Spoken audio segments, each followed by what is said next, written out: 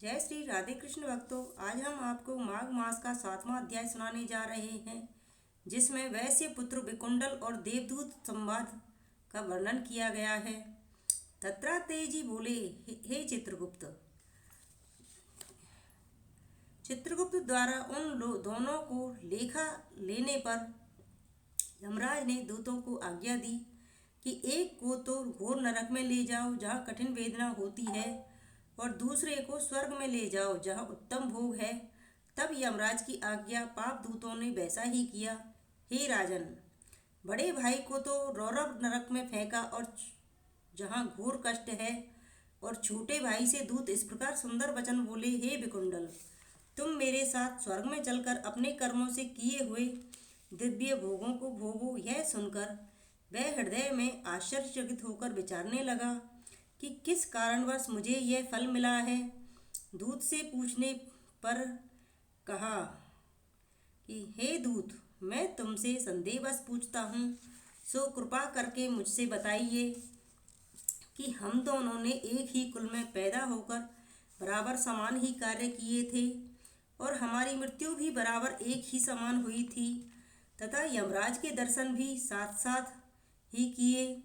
तब किस कारण मेरे बड़े भाई को नरक में फेंका गया और मुझे स्वर्ग कैसे मिला। विकुंडल के ऐसा पूछने पर यमदूत कहने लगा, हे विकुंडल, जिस प्रकार एक वृक्ष पर अनेक प्रकार के पक्षियों का आवागमन होता है, उसी प्रकार इस संसार में पुत्र, पत्नी, बहन, भाई, माता पिता आदि का जन्म के कारण समागमन होता है। हे वैश्य, मैं प्रेम पूर्वक तुमसे सच कहता हूँ, मनुष्य का जन्म तो सिर्फ कर्म फल भोगने को ही होता है। पृथ्वी पर मनुष्य जो जो पूर्व भावित कर्म करता है, या अपने किए हुए अच्छे बुरे कर्मों का ही फल समय समय पर बराबर भोगता है। जो जैसा कर्म करता है वैसा ही फल भोगता है। यह पूर्व जन्मों के कर्म फलों का ही तो योग है। कभी भी कोई भी मनुष्य दूसरे किसी के किए हुए कर्म का फल नहीं भोगता। पूर्व जन्म के कर्म फल के कारण ही तुम्हारा भाई अत्यंत पापों से ग्रसित होकर घोर नरक में गया है, और पूर्व जन्म के कर्म फल के कारण ही तुम धर्मात्मा सदैव स्वर्ग को प्राप्त करते हो। एक ही कर्म करता अपने किए हुए शुभ अशुभ कर्मों को बार बार भोगता है, कोई किसी के कर्म को प्राप्त नहीं होता।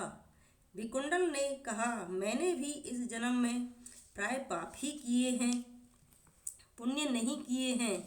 हे देवदूत, मैं अपने पुण्य को नहीं जानता। यदि तुम जानते हो तो कृपा करके मुझसे कहिए। देवदूत बोला, हे वैश्य, सुनो, जो पुण्य तुमने किया है मैं भली प्रकार जानता हूँ, तुम नहीं जानते। हर मित्र का पुत्र सुमित्र वेद पाठी ब्राह्मण था। यमुना जी के दक्षिण तट पर उसका आश्रम था। हे वैश्यवर, उसकी तुमसे मित्रता हो गई थी। उसके सत्संग के प्रभाव से तुमने 2 माघ मास में सब पापों को दूर करने वाली शुभ निर्मल यमुना जी के जल में स्नान किया था, जिससे हे वैश्य श्रेष्ठ, एक बार के स्नान करने से तुम्हारे सब पाप दूर हो गए, तथा दूसरी बार स्नान करने से तुमने स्वर्ग प्राप्त किया। तुम इस पुण्य के प्रभाव से स्वर्ग में चिरकाल तक आनंद से सुख भोगोगे, और तुम्हारा भाई नरक में यम द्वारा दी गई यातनाएं सहेगा।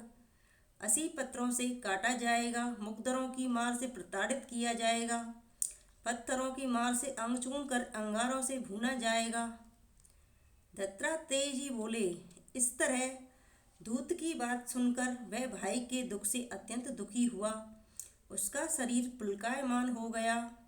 तब दीनता पूर्वक अत्यंत दुखी होकर मधुर वाणी में देवदूत से कहा कि सत्पुरुषों के साथ 7 पग चलने पर भी मित्रता श्रेष्ठ फलदायिनी होती है।